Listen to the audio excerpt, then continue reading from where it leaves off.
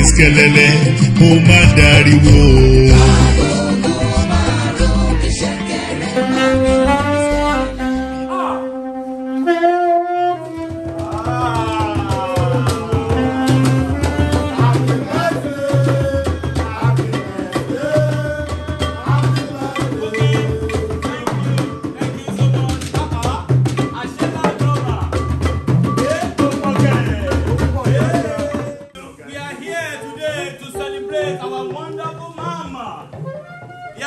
Ambassador Mrs. Ruth Adekola.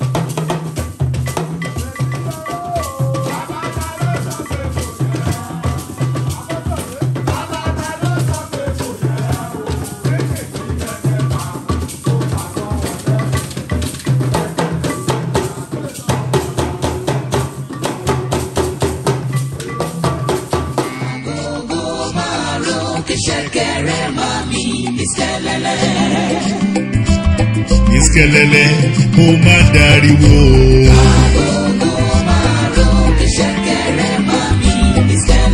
Nítorí Ọdúnládé Adékọ́lá ọmọ yín ò ló ń bọ̀ lọ́wọ́.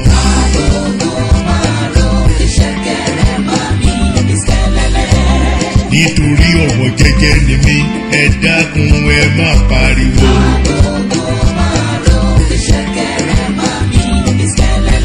Ni mo fẹ́ fèyí fún olóore, mo fẹ́ fojú olóore hàn.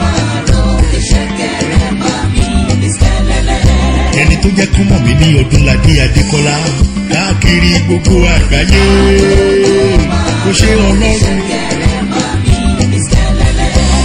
Ọgbọ́n rẹ, agbára rẹ o, ni mo fi ń yan Ọlọ́run mi. Ọmọ ológo ni mí kẹ̀. Ọmọ ẹ̀ríṣà ni mo jẹ́, ọmọ bàbá. Let's go, Ọdúnládé ti yá kẹ̀. Mo bá a sọ̀rọ̀, ó dẹ̀ dá mi lóhùn o. Ó ní àlejò wa pọ̀ títí láì. Ó ṣe òun ní tèmi, mo bá a sọ̀rọ̀. Àríkẹ́ dá mi lóhùn o. Ó ní àlejò wa pọ̀ títí láì. Ó ṣe olólùfẹ́ mi.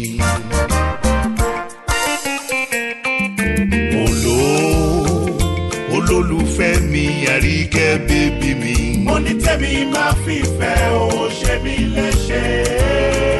Mo ti ṣe ìlérí o, pé àjọ máa wà títí ayé ni. mo ní tèmi máa fìfẹ́ o, ṣe mí léṣe.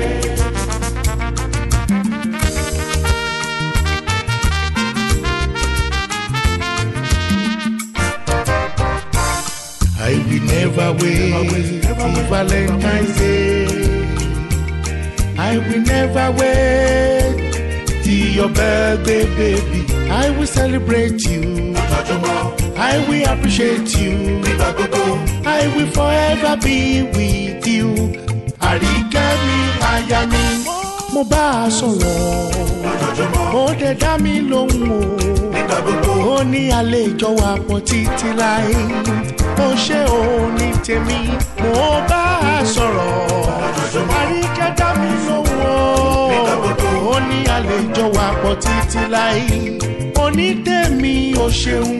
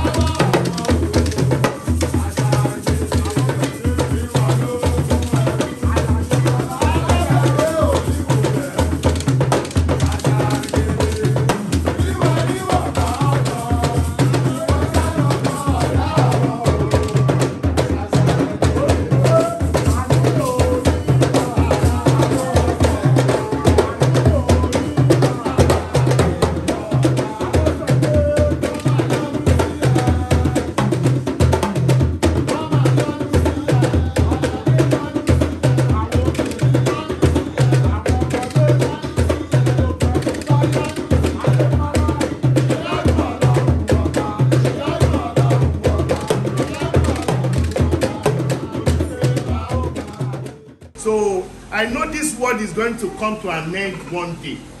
Yes, so. And if possible, we have another one. I will search around to find you and marry you again.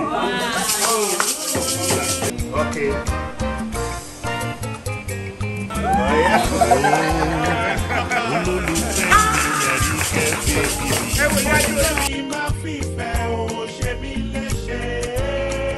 Mo ti ṣe lérí o, ojú kan ládàá ní ìwọ nìkan ni.